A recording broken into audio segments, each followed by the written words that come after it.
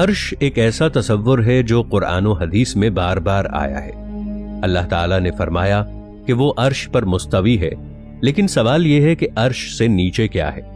वो कौन सी मखलूकात या कायनाती सतहें हैं जो अर्श और जमीन के दरमियान हैं? क्या इंसान इस राज को समझ सकता है? आज हम इसी पहलू पर बात करेंगे जहां ईमान, अक्ल और तजस्सुस सब इकट्ठे होते हैं। कुरान मजीद में इरशाद बारी ताला का मफहूम है वकान अर्शुहु अलल मा, यानी अल्लाह का अर्श पानी पर था। इस आयत से पता चलता है कि आसमान और जमीन की तख्लीक से पहले भी अर्श मौजूद था। एक और आयत में फरमाया रहमान अर्श पर बुलंद हुआ, मगर यह बुलंदी हमारी बुलंदी जैसी नहीं। ये कैफियत इंसान की समझ से बाहर है। हम सिर्फ इतना जान सकते हैं कि अल्लाह की जात सब पर गालिब है और उसका अर्श उसकी बादशाही का मरकज है। अब सोचने वाली बात यह है कि अर्श के नीचे कौन है? कुरान के मुताबिक अर्श के नीचे कई दरजे हैं। सबसे पहले आसमान, फिर फरिश्तों के तबकात, फिर जिन्नात की दुनिया और आखिर में जमीन। बाज मुफस्सिरीन ये कहते हैं कि अर्श एक अजीम तख्त है जिसे फरिश्ते उठाए हुए हैं।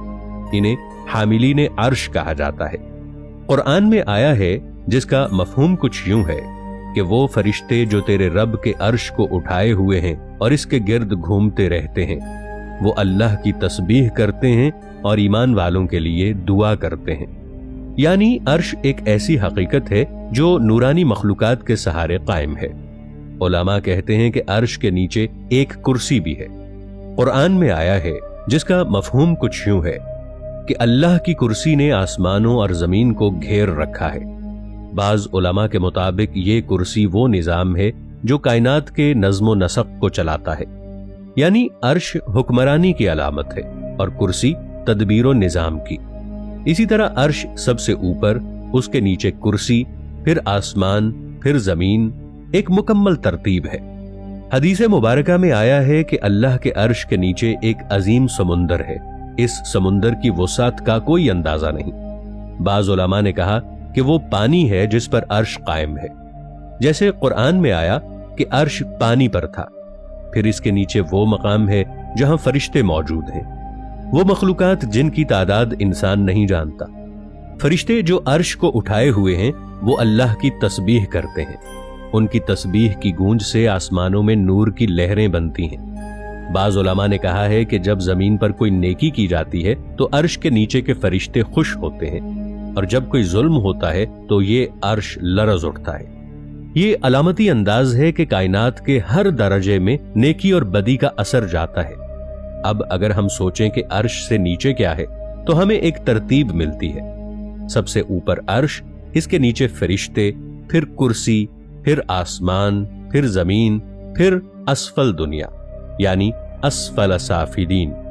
हर सतह में मखलूकात हैं और हर मखलूक अपनी जिम्मेदारी अदा कर रही है।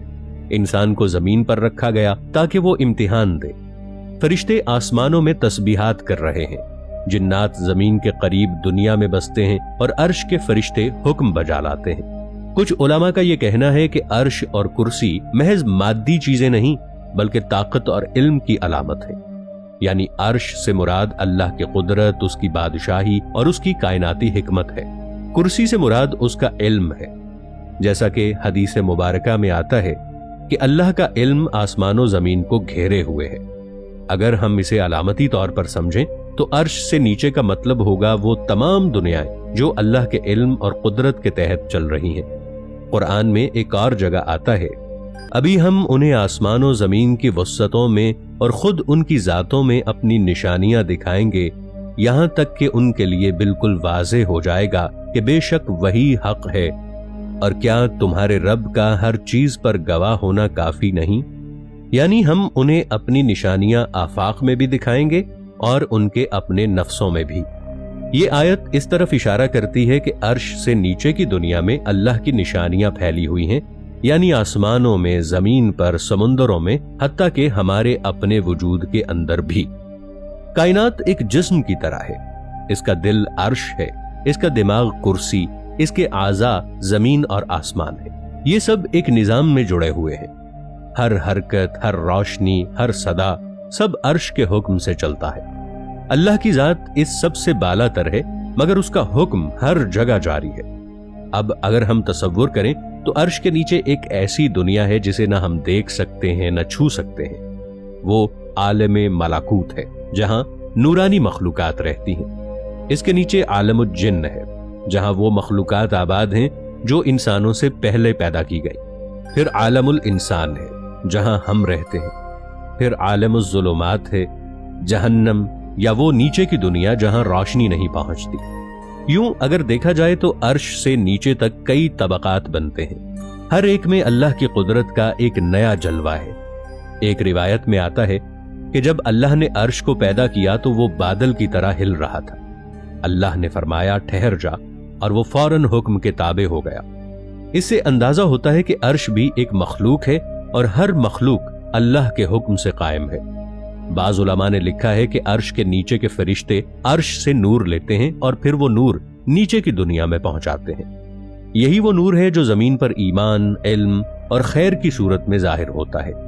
यानी अर्श से नीचे की दुनिया सिर्फ खाली खला नहीं, बल्कि रोशनी और इल्म की राहें हैं जो ऊपर से नीचे तक बहती हैं। अगर हम सादा अल्फाज में कहें तो अर्श से नीचे वो सब कुछ है जो वजूद में है। अल्लाह के सिवा हर चीज अर्श के नीचे है। अर्श के नीचे अल्लाह का निजाम चल रहा है, एक मुकम्मल तरतीब जिसमें कोई कमी, कजी या गलती नहीं है।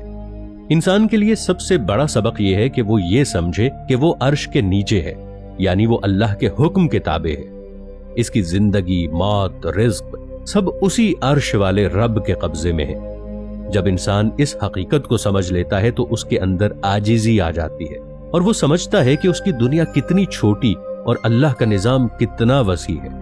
और शायद यही अर्श से नीचे का सबसे बड़ा राज है कि हर चीज एक तरतीब में है, हर मखलूक अपने मकाम पर है और हर जर्रे में अल्लाह की कुदरत छुपी हुई है।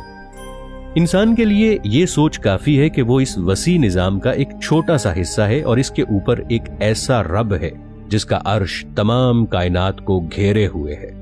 कुछ सूफिया ने कहा कि जब कोई दिल से अल्लाह को याद करता है तो उसकी दुआ सीधी अर्श तक जाती है। यानी इंसान का दिल अगर पाक हो, साफ हो तो जमीन से लेकर अर्श तक का फासिला एक लम्हे से भी कम में तय हो जाता है। यही वजह है कि दुआ को सफरे अर्श कहा गया है, क्योंकि खुलूस से की गई पुकार कभी नीचे नहीं रहती। फरिश्ते इस दुआ को नूर के गिलाफ में लपेट कर ऊपर ले जाते हैं और जब वो अर्श के करीब पहुंचती है तो अल्लाह के हुक्म से इसके बदले में सुकून और बरकत जमीन पर उतारी जाती है। कुछ अहले मारफत ने कहा है कि अर्श के नीचे आलमे अरवाह भी है, जहां हर रूह अपनी असल पहचान के साथ मौजूद है।